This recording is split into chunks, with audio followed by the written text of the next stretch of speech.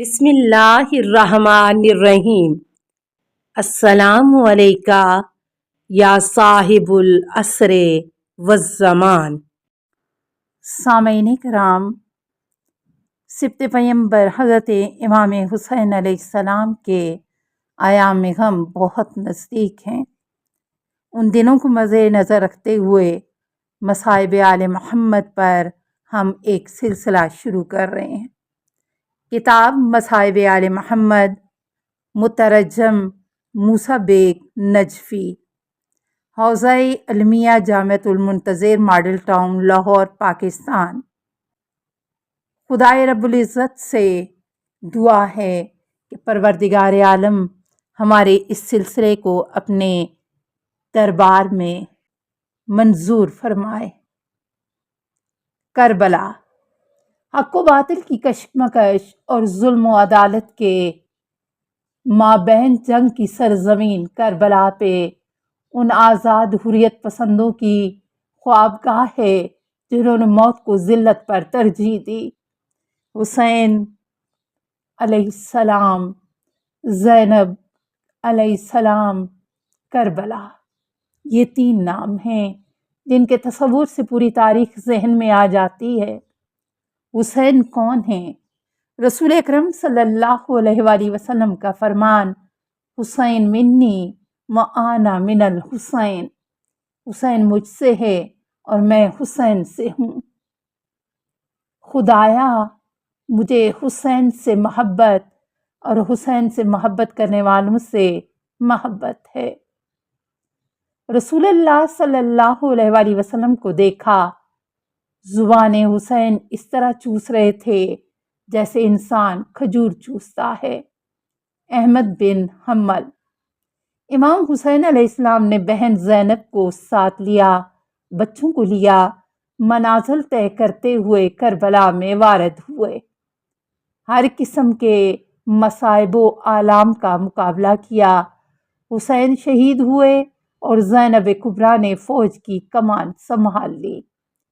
عورتوں، بیواؤں، بچوں کا قافلہ قید کی حالت میں کوفہ، شام کے بازاروں، درباروں سے ہوتا ہوا زندان شام میں سال گزارا۔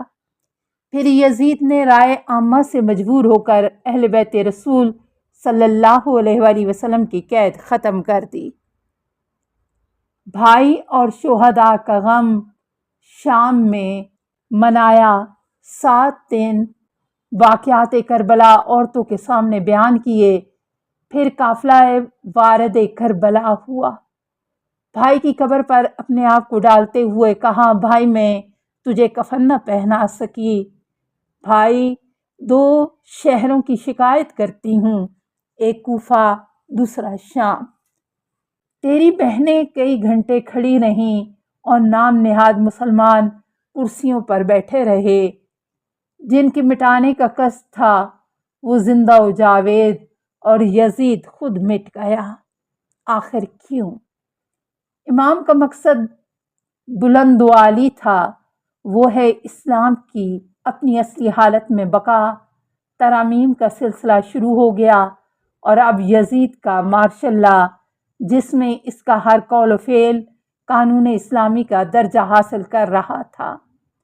امام نے اپنا اور جانثاروں کا خون پیش کر کے ان نام نہاد مسلموں کے چہرے سے نقاب الٹ دی اور واضح کر دیا، یہ لوگ آ کر اسلام پر عمل پیرا ہوتے تو مسلم، ورنہ اسلام کے احکام اٹل ہیں، کسی کو ترمیم، تغیر و تبدل اور تبدیلی کا حق نہیں۔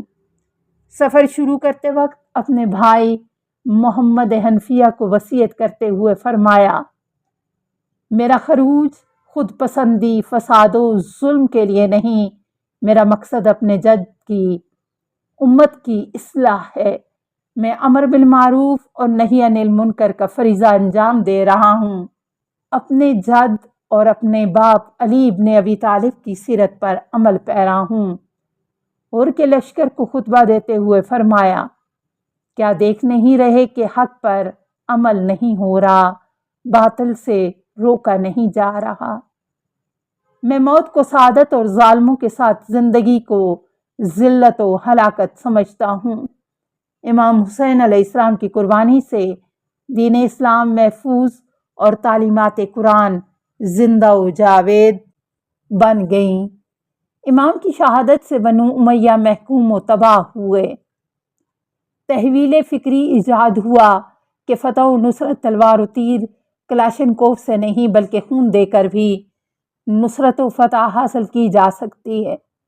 ملت مسلمہ کے پاس حسین اور ان کے رفقا کی قربانی کی بدولت تعلیم و تربیت، اصلاح کا مرکز امام بارگاہ مسجد کی صورت میں مہیا ہو گیا، جس پر قوم کئی ملین خرچ کرتی اور تربیت حاصل کرتی ہے۔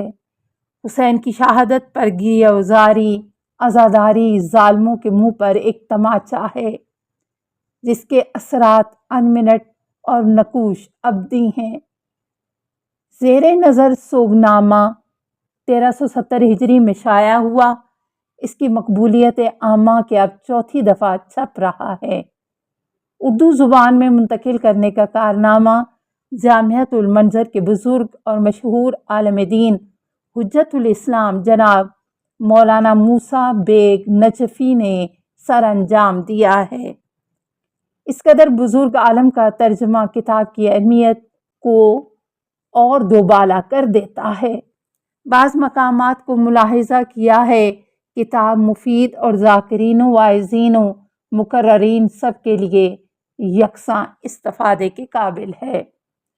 خداوند قدوس مترجم بزرگوار کی توفیقات میں اضافہ فرمائے اور اس طرح کی خدمات بجا لانے کی قوت و طاقت عطا فرمائے۔ حافظ سید ریاض حسین نجفی، جامعۃ المنتظر، لاہور۔ الحمدللہ الذی جعلنا من المتمسکین بولایت علی و اولادہ الطاہرین والصلوات۔ سامعین کرام، کتاب کا دیباچہ۔ چند سال قبل میری نظر حجت الاسلام والمسلمین آقائے محمد محمدی اشتہاردی کی تالیف سوگنامہ آل محمد پر پڑی۔ میں نے اس کتاب کا مطالعہ کیا تو معلوم ہوا کہ یہ مصائب آل محمد کا ایک باب نہیں بلکہ ایک مکمل تاریخ ہے۔ اسی وقت میں نے مصمم ارادہ کیا کہ اسے فارسی سے اردو کالم میں ڈھال کر پاکستان کے واعظین اور ذاکرین کی خدمت میں تحفتاً پیش کروں تاکہ آل محمد کے مصائب عوام تک پہنچ سکیں۔ یہ کتاب ان عاشقان توحید کی داستان حیات کا اجمالی تذکرہ ہے جنہوں نے تاریخ میں موت کا مفہوم ہمیشہ کے لیے بدل دیا اور موت کو شہد سے زیادہ شیریں ہونے کا عملی ثبوت پیش کیا، جنہوں نے جام شہادت نوش کر کے رہتی دنیا تک آنے والی نسلوں کو یہ درس دیا کہ زندگی اور موت صرف اللہ کے لیے ہے۔ یہ کتاب تاریخ کربلا کے ہر نشیب و فراز کی عکاسی ہے۔ یہ کتاب 3 حصوں پر مشتمل ہے۔ نمبر 1، پہلے حصے میں 4 معصومین میں سے ہر ایک پر ڈھائے گئے مصائب کا انتہائی دلسوز مطالب کے ساتھ جدا جدا تذکرہ کیا گیا ہے۔ نمبر 2، اس کتاب کے دوسرے حصے میں وہ شہدائے کربلا کے جن کو 3 دن کا بھوکا اور پیاسا رکھ کر لکدک صحرا میں تپتی ہوئی ریت پر شمشیر جفا سے شہید کیا گیا، اس قافلہ توحید کے مصائب کو تفصیل کے ساتھ بیان کیا گیا ہے۔ نمبر 3، آخری حصے میں وارثان تطہیر جن کو بے مکنہ و چادر بے پلان اونٹوں پر بٹھا کر کوفہ و شام کے بازاروں سے گزارا گیا، ان اسیران کوفہ و شام کے مصائب کو قلم بند کیا گیا ہے۔ من جملہ اس کتاب کی خوبیوں میں سے ایک یہ ہے کہ انسانی دل کو خون رلانے والے عربی اور فارسی اشعار کا اردو میں ترجمہ کیا گیا ہے اور اعراب بھی لگا دیے گئے ہیں تاکہ ہر آدمی آسانی سے ان کو سمجھ سکے اور پڑھ سکے۔ ہر صاحب نظر اس کتاب کا مطالعہ کر کے یہی فیصلہ دے گا کہ اس کتاب مصائب آل محمد کے ہوتے ہوئے مصائب کی کسی اور کتاب کی ضرورت نہیں۔ اتنی جامع اور ضخیم تقریباً 600 صفحات پر مشتمل کتاب کا ترجمہ 1 ماہ کی مدت میں کیا گیا۔ ہو سکتا ہے کچھ غلطیاں رہ گئی ہوں۔ قارئین سے گزارش ہے کہ وہ مجھے متوجہ کریں اور میں جناب آغا بلال حسین مہدی کا شکر گزار ہوں کہ جنہوں نے کتاب کی تصحیح میں موسیٰ بیگ نجفی صاحب کی معاونت کی۔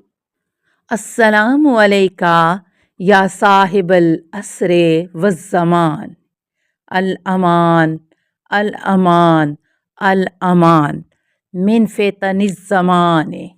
السلام علیکہ یا خلیفۃ الرحمن، السلام علیکہ یا امام الانس والجان، السلام علیکہ یا مظہر الایمان، السلام علیکہ یا شریک القرآن، السلام علیکہ یا قاطع البرہان، السلام علیکہ یا امام زماننا، ھذا اجل اللہ فرجک وسہل اللہ مخرجک وظہورک۔ السلام علیکہ ورحمۃ اللہ۔ اللہم صلی علی محمد و آل محمد۔